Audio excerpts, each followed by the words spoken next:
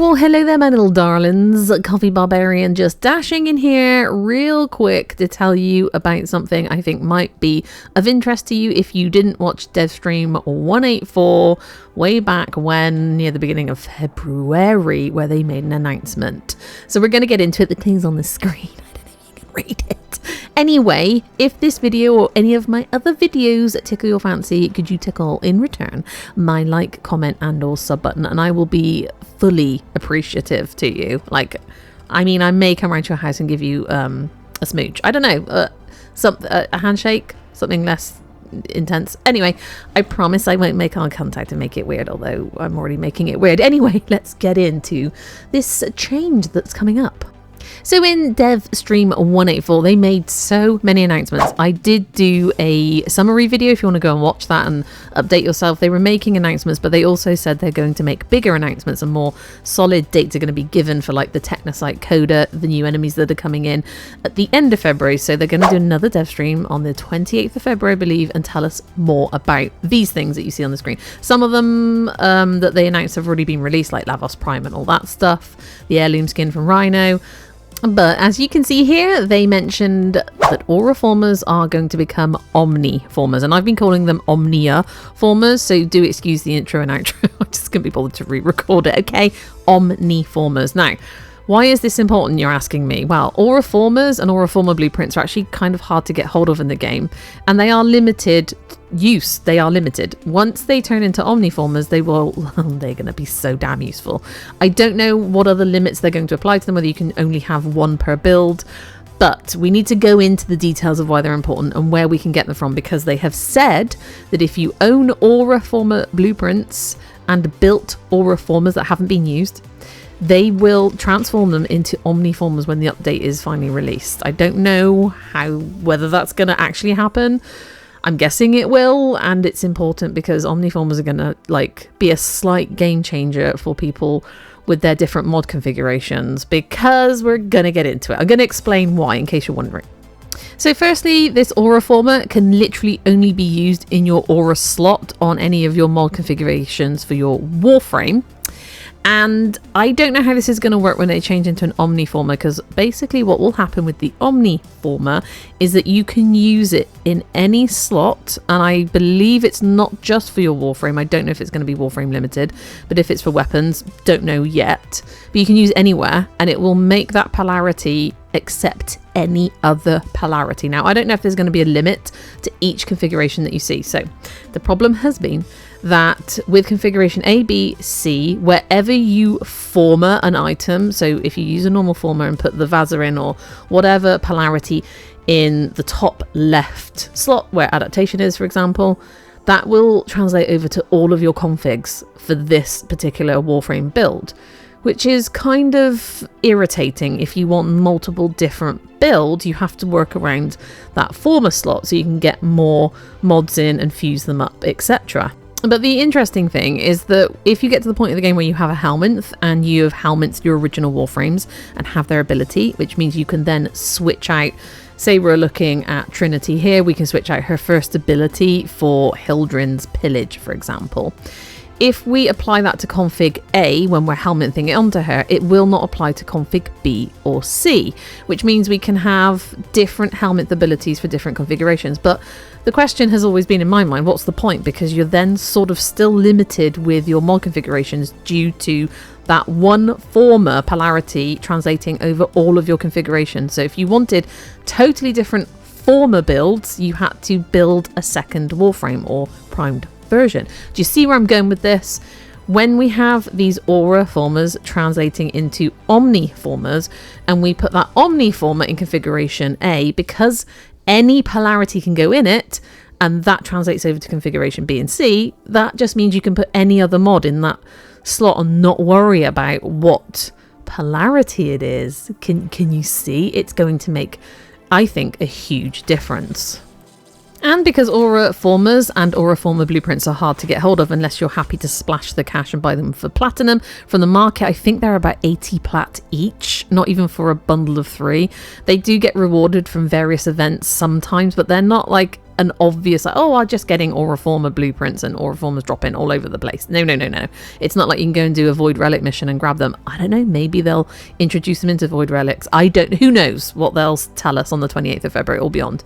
But as you can see in the Foundry, they also, at this point, take quite a lot of things to build them. I don't know, again, if they're going to change that, but you need 4 at the moment, 4 Formas to build them. Now, my advice would be is to get as many Aura Forma blueprints as you can and hold on to them and just wait and see what they do. If you're desperate for the Aura Forma, then obviously build it. But if you can just stack up those blueprints, then we can readdress it when they issue the update, and maybe things will improve and they'll become easier. My feeling is they're going to either make it harder or leave it just as hard as it is to build them. Because, like, resource heavy, because it's like a treat that's hard to beat, this is like this is kind of a big deal. And the reason we know they're kind of a big deal in the game, even as they are now, the Aura Formas, is because they are so resource heavy. As I've mentioned, they are 100,000 credits to build currently. They take 24 hours and you need 4 built Formas. Like, those are precious resources. You need 1 Argon crystal. Like, that's fine, you can go and get that from the Void. But the thing that blows my mind, they need 10 Nitane extract, and one of the only places you can get them in the game kind of easily and readily is Nightwave, and you can buy them for cred offerings from Nora, and that's just crazy to me. 10 Nitane. I'm hoping they'll reduce it slightly. Nitane does rarely drop, I think, from certain caches when you're doing either sabotages or spies. I can't remember now, but it's very rare, and I think it used to be a reward on like bounties now and again, but it's incredibly rare. So Nightwave is the way to go. If you can buy your Nitane, just stock up every time you have those spare creds, is my advice to you. Okay, you've told us about how amazing these Aura Formas are, Coffee, and that they're going to transform into these amazing Omni Formas, but where the hell do we get them? Well, it's hard. It's a tricky one, my darlings. You get Aura Formas rewarded to you from certain things in the game. Not at the moment. Sometimes Nightwave rewards, I can't find them anywhere in the game, other than buying them for 80 plat. And I don't know if I just said you can't buy the bundle, but you can buy a bundle of 3 for 150 plat. There are other operations that happen now and again, but as you can see, they're all expired. The main place I focused on thinking about getting the blueprints from were simply arbitrations. And if you don't know what an arbitration is, they are unlocked once you have completed all the nodes on the star chart. An unlocked, dun dun dun, steel path. Now, if you don't know how far into the star chart you are, or sometimes, like, I still have the abyssal node flashing at me for the Dagath mission, doesn't mean I haven't completed the star chart. I think the easiest way to do it is to go to the Arbiters of Hexus at any relay that's available to you. And as the wiki succinctly says, speak to one of their representatives. Now, just have a wander around. There's a few different people to speak to here, like 3. And one of them is going to represent how many nodes you have left somewhere. I don't have any, so they didn't tell me, but I do believe I came in here once before and I didn't realise that's what they did, and this is how I found out how many nodes I had left. This was many years ago when I was, halfway through my Warframe playthrough. I wish I had some footage of it, but I can't get it. So come to the Arbiters of Hexus, have a chitty chat, find out how many nodes you've got left, and also the ones that are flashing on your star chart. That sort of aqua green colour, bung, bung, bung, that kind of means you have to complete those nodes and unlock Steel Path. Once you've unlocked Steel Path, arbitrations will then be available to you in your navigation. Now, once you've unlocked them, they will appear in your navigation along the top right under alerts. It's the top option, and they cycle around different types of missions. Here we have a defense, and you also have like excavation, survival, interceptions, defections, infested salvage, and disruptions, and they all come with modifiers to each mission. I won't go through them. You can go and find all the modifiers on the Warframe wiki, but there are rules to enter this mission. It's not as easy as I kind of pretended it was. Anyway, a rank 30 Warframe or a Mastery rank 30 player whose Warframe has been polarized, formed, at least once is required to play arbitration similar to sortie mission. Once a player loses all their health, they don't enter a bleed out phase. Oh no, they die instantly. And you can't revive yourself, so your team players have to revive you. If you're solo, the mission is failed. When a player dies, a revive tower will appear in their place of death with a waypoint, and arbitration shield drones now begin to drop resurgence tokens on death. You need 5. It's a bit like the index points, and they carry a debuff, a resurgence burden debuff. It lowers your maximum health, your shields, and constantly drains energy the more you carry. Obviously, it doesn't have to be one person carrying all 5. As long as 5 reach the death tower where the person died, they will be revived. Okay, and once they're revived, everyone's revived who's died. The debuffs are dropped, they're gone. The resurgence tokens are gone, so don't worry about that. You just have to revive them a slightly different way in arbitration missions. And you also have in these missions arbitration shield drones. They function similarly to shield ospreys but with multiple effects. Their tether, which you'll see like visually tethering to their allies, provides complete immunity to Warframe abilities, and that applies to their nearby allies, your enemies. The drones themselves are also immune. You can't one-shot them. They completely lack any weak spots. Their shield gating can't be bypassed, and therefore they can't be killed in a single hit. That's the reason. Upon death, the drones explode, dealing 3000 blast damage to all enemy units in a radial effect, including other arbitration drones. So you can kind of make everything go boom when you take them down. Up to a maximum of 5 arbitration shield drones can appear in the field at any given time. Arbitration shield drones do not receive overguard from their ancient healers. So that was taken directly from the nice new shiny Warframe wiki. Go and check it out if you haven't, it's beautiful. And basically arbitration drones are here to ruin your day, and if you're shooting the enemies and they're not going down, there's no numbers coming off them, they're probably tethered to an arbitration drone. It might even be around the corner of a doorway or something. Have a mooch around. There's usually a red tether line secretly linked. Sometimes you can't see it in all the chaos because these missions do get chaotic. And if you take the arbitration drone down, it usually blows up the enemies around it and all of your problems will be solved. Now, I have, in this footage that you're seeing, soloed this arbitration by myself for many, many rounds. I did 45 minutes, but there's something interesting about the round rewards in an arbitration. Now, let's get into it because it's not like normal missions, of course not, no.